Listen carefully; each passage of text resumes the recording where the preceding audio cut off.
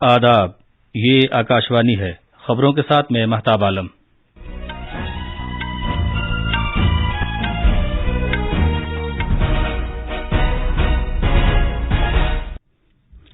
گجرات میں بھوپیندر پٹیل کو B J پی قانون ساز پارٹی کا لیڈر چنا گیا ہے، وہ پیر کو حلف لیں گے۔ صدر جمہوریہ دروپدی مرمو نے کہا ہے کہ حساسیت اور ہمدردی انسانی حقوق کو فروغ دینے کی کنجی ہیں۔ بھارت اقوام متحدہ سلامتی کونسل میں اس قرارداد پر ووٹنگ سے غیر حاضر رہا ہے جس میں انسانی ہمدردی کے ناطے کی جانے والی امدادی کوششوں کو پابندیوں سے باہر رکھنے کو کہا گیا تھا۔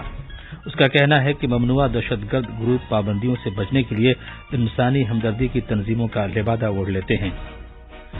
آج رات عالمی فٹ بال کپ میں مراکش کا مقابلہ پرتگال سے ہوگا اور چٹاگانگ میں بھارت اور بنگلہ دیش کے درمیان کرکٹ میچ جاری ہے۔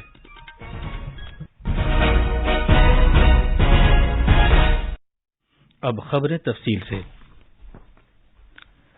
گجرات میں بھوپیندر پٹیل کو قانون ساز پارٹی کے لیڈر کی حیثیت سے منتخب کیا گیا ہے۔ گاندھی نگر میں شری کملم پارٹی ہیڈ کوارٹرز میں منعقد نئے منتخبہ بی جے پی قانون سازوں کی ایک میٹنگ میں یہ فیصلہ کیا گیا ہے۔ Senior party leader B S Yediyurappa کے ساتھ ساتھ مرکزی وزراء راجناتھ سنگھ اور ارجن منڈا مشاہد کی حیثیت سے میٹنگ میں موجود تھے۔ حلف برداری کی تقریب وزیر اعظم نریندر مودی، مرکزی وزیر داخلہ امیت شاہ اور این ڈی اے کی حکمرانی والی ریاستوں کے وزرائے اعلیٰ کی موجودگی میں پیر کے روز گاندھی نگر میں منعقد ہوگی۔ بی جے پی نے 182 رکنی اسمبلی میں ریکارڈ 156 سیٹیں حاصل کی ہیں، جبکہ کانگریس نے 17 سیٹیں جیتی ہیں۔ 5 سیٹیں عام آدمی پارٹی کو ملی ہیں۔ ہماچل پردیش میں 40 نو منتخبہ کانگریس ایم ایل ایز نے ایک قرارداد پاس کی ہے جس میں کانگریس اعلی کمان کو ریاست کا اگلا وزیر اعلیٰ منتخب کرنے کا اختیار دیا گیا ہے۔ صدر جمہوریہ دروپدی مرمو نے کہا ہے کہ حساسیت اور ہمدردی انسانی حقوق کو فروغ دینے کی کنجی ہیں۔ انہوں نے یہ بات آج نئی دلی میں انسانی حقوق کے دن کے موقع پر اظہار خیال کرتے ہوئے کہی۔ صدر جمہوریہ نے کہا کہ ہم یہ سمجھنے میں ناکام رہے ہیں کہ بنیادی عظمت اور عزت جیسی معمولی چیز سے بھی نسل، مذہب، زبان یا مرد و عورت کی بنیاد پر کیوں کسی کو محروم رکھا جا سکتا ہے۔ صدر جمہوریہ مرمو نے کہا کہ اگر ہم خود کو ان افراد کی جگہ پر محسوس کریں جنہیں ایک انسان سے بھی کم سمجھا جاتا ہے تو ہماری آنکھیں کھل جائیں گی اور ہم اس سلسلے میں ضروری قدم اٹھانے پر مجبور ہو جائیں گے۔ وزیر اعظم نریندر مودی کل مہاراشٹر اور گوا کا دورہ کریں گے اور صبح 10 بجے ناگپور ریلوے اسٹیشن پہنچیں گے جہاں وہ وندے بھارت ایکسپریس کو جھنڈی دکھا کر روانہ کریں گے۔ وزیر اعظم فریڈم پارک میٹرو اسٹیشن سے کھاپری میٹرو اسٹیشن تک میٹرو سفر کریں گے جہاں وہ ناگپور میٹرو کے پہلے مرحلے کو ملک کے نام وقف کریں گے۔ جناب مودی ایمس ناگپور کو بھی قوم کے نام وقف کریں گے۔ ناگپور میں پروگرام کے دوران وزیر اعظم 1500 کروڑ روپے مالیت کے ریل پروجیکٹوں کا سنگ بنیاد رکھیں گے اور انہیں ملک کے نام وقف کریں گے۔ بعد میں وزیر اعظم گوا میں 9ویں عالمی آیوروید کانفرنس کی الوداعی تقریب سے بھی خطاب کریں گے۔ پروگرام کے دوران وہ 3 قومی آیوش انسٹی ٹیوٹ کا بھی افتتاح کریں گے۔ وزیر اعظم نریندر مودی نے کہا ہے کہ بھارت کی G20 صدارت کا تعلق پورے ملک سے ہے اور یہ ملک کی طاقت کے اظہار کا ایک منفرد موقع ہے۔ انہوں نے ٹیم ورک کی اہمیت پر زور دیا اور G20 کی مختلف تقریبات کے انعقاد میں ریاستوں اور مرکز کے زیر انتظام علاقوں کا تعاون طلب کیا۔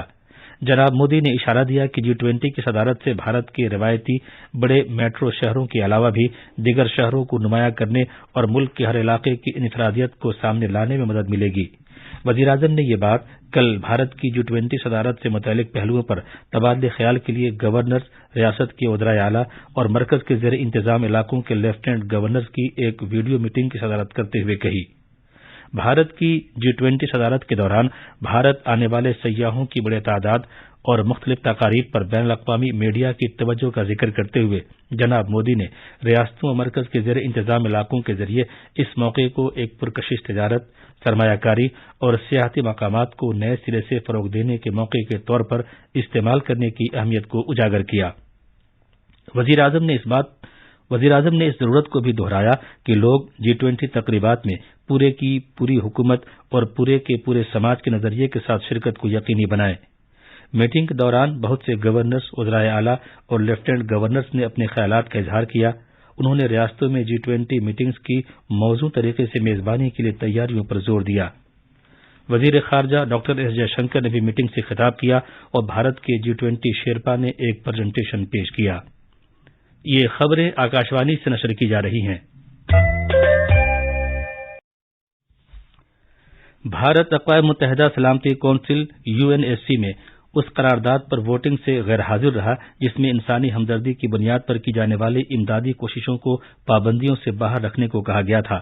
اس کا کہنا ہے کہ ممنوعہ دہشت گرد گروپ پابندیوں سے بچنے کے لیے انسانی ہمدردیوں کی تنظیموں کا لبادہ اوڑھ لیتے ہیں۔ اقوام متحدہ میں بھارت کی مستقل نمائندہ روچیرا کمبوج نے کہا کہ دہشت گرد تنظیمیں فنڈز میں اضافہ کرنے اور جنگجوؤں کو بھرتی کرنے کے لیے انسانی ہمدردی کی بنیاد پر مدد کا استعمال کرتی ہیں۔ ہنر اور صنعتوں کے فروغ کی وزارت 25 ریاستوں اور مرکز کے زیر انتظام علاقوں میں 197 مقامات پر پیر کے روز پردھان منتری نیشنل اپرینٹس شپ میلہ PMNAM منعقد کرے گی۔ وزارت نے ایک بیان میں بتایا ہے کہ اپرینٹس شپ تربیت کے ذریعے نوجوانوں کو اپنے کیریئر کو ایک شکل دینے کا موقع فراہم کرنے کے لیے مختلف مقامی کاروباریوں کو میلے میں مدعو کیا گیا ہے۔ اس پروگرام کے دوران مختلف شعبوں سے تعلق رکھنے والی مختلف کمپنیوں کی شرکت بھی دیکھنے کو ملے گی۔ شرکت کرنے والی کمپنیوں کے پاس ایک ہی پلیٹ فارم پر تربیتی صلاحیت حاصل کرنے کا موقع فراہم ہوگا اور برسر موقع درخواست گزاروں کا انتخاب کر سکیں گی۔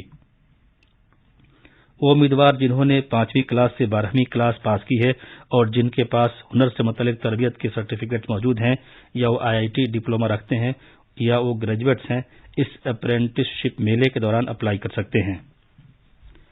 سمندری طوفان مینڈوس مغرب شمال مغرب کی سمت بڑھ گیا ہے اور یہ بتدریج کمزور پڑ کر ہوا کے کم دباؤ میں تبدیل ہو گیا ہے۔ شمالی تامل ناڈو اور جنوبی آندھرا پردیش کے اندرونی علاقوں میں دور دراز کے مقامات پر بارش میں کمی آنے اور اس کے اوسط درجے تک ہونے کا امکان ہے۔ یہ سمندری طوفان کل رات سمندری ساحل کو پار کر گیا تھا اور اس کے سبب تمل ناڈو کے مختلف حصوں میں تباہی ہوئی ہے۔